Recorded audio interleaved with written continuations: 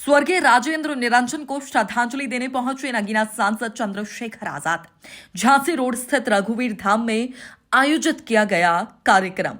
Orai Jalaun Konch road स्थित ग्राम गड़र निवासी पूर्व भूमि संरक्षण अधिकारी रहे स्वर्गीय राजेंद्र निरंजन के निधन पर शहर के झांसी रोड स्थित रघुवीर धाम गेस्ट हाउस सभागार नेशनल जनमत के संपादक नीरज पटेल द्वारा श्रद्धांजलि सभा का आयोजन में स्कूली बच्चों को पाठक सामग्री, बैग आदि वितरण किए गए एवं डेड बॉडी फ्रीजर टीम बदलाव की तरह गरीब बेसहारा लोगों को दान किया गया, जिसमें नगर के गरीब लोगों के सहारे बने, जिसमें मुख्य अतिथि के रूप में नगीना लोकसभा सीट से चर्चित युवा सांसद चंद्रशेखर आजाद, जो देश के करोड़ों करोड़ों गरीब व दलित कुचलों की आवाज को सदन में बोलने वाले सांसद हैं।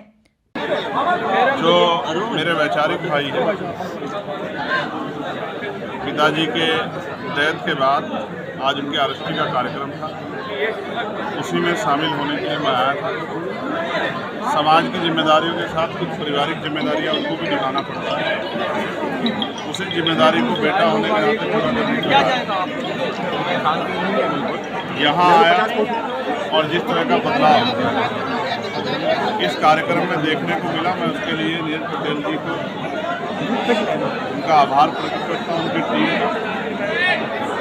टीम बदलाव ने जिस तरह से आज गरीब बच्चों के लिए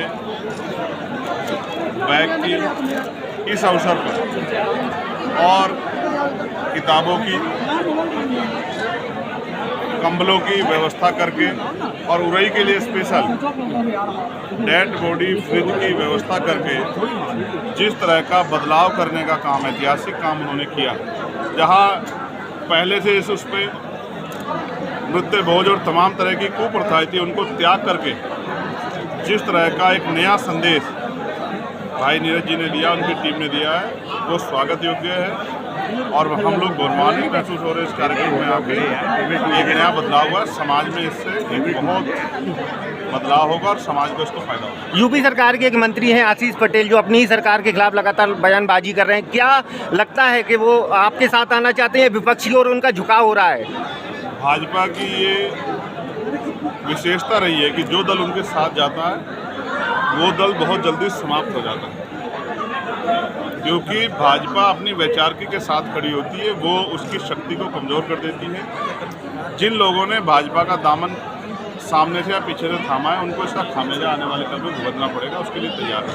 आपने एक संकल्प लिया है कि बाबा साहब के अपमान का सुसमेत बदला लिया जाएगा, तो क्या रणनीति किस तरह से इस बदले? रणनीति बता दी तो फिर बचेगा क्या? किस तरह से लिया जाएगा? तो जो अमित शाह का बयान आया था उसको किस तरह से देखते हैं? देखो, मैं तो उनसे उम्मीद ही नहीं करता कि आरएसएस भारतीय जनता पार्टी की वैचारिकी कभी बाबा साहब अम्बेडकर के समर्थन में या उनके विचारों के समर्थन में रही है। मैं उनसे बहुत उम्मीद नहीं करता। आप इस तरह समझिए कि कोई कहे कि रसगुल्ला खट्टा हो सकता है तो ये अपवाद हो सकता है, क्योंकि रसगुल्ले का अपना एक टेस्ट है, गुलाब जामुन का अपना एक टेस्ट है। उसी तरह से आरएसएस भाजपा की एक वैचारिकी है, वो हमेशा से संविधान हो, बाबा साहब अम्बेडकर की विचारधारा हो या मानवता की विचारधारा के खिलाफ है। तो मैंने अपने लोगों को ये समझाया है कि आंदोलन तो बहुत किए हैं, अब हमें बुनियादी काम करके जिस सत्ता के पर बैठ के, सत्ता पर आसीन होकर भारतीय जनता पार्टी संविधान को, बाबा साहब के विचारों को और अन्य हमारे जो महापुरुष हैं, जिनमें संत गाडगे जी महाराज, महामना राम सुवर्मा, चौधरी महाराज सिंह भारती, मान्यवर काशीराम साहब, राष्ट्रपिता ज्योतिबा फूले और छत्रपति साहू जी महाराज के जो विचार हैं, उन विचारों को जिस तरह से नुकसान पहुंचाने का काम करिए, उसको हमें सोच समेत सबक सिखाना है। और उसका तरीका ये है कि हम इनसे सत्ता छीनें। उसके लिए हमें बहुजन समाज को जागरूक करना है और मेहनत करनी है। उसके लिए हमने संकल्प ले लिया है कि हम उसको करके दिखाएंगे। आज ये नौजवान जो आपके पीछे खड़े हैं, ये सब संकल्पित हैं। उत्साहित इसलिए है कि मैं बहुत दिनों में इधर आया हूँ, लेकिन ये संकल्पित हैं कि भारतीय जनता पार्टी को वापस उसी स्थान पर भेजेंगे जहाँ जनसंघ के समय थी। 2027 में आज़ाद समाज पार्टी गठबंधन में चुनाव लड़ेगी या खुद चुनाव लड़ेगी? मैं मीडिया के सवालों की दाद देता हूं। 2027 बहुत दूर है, उससे पहले जिला पंचायत चुनाव है। आज के प्रोग्राम की गरिमा को समझिए। चुनावी बाद में आपसे बहुत हमेशा बाद में भी कभी कर लूँगा।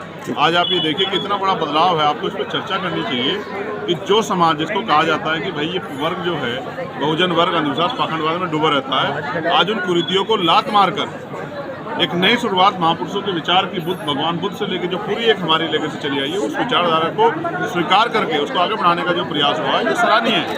इसका जनता को स्वागत करना चाहिए और इसी तरह से दुख और सुख के अवसर पर अपने महापुरुषों के रास्ते में चलना चाहिए। धन्यवाद।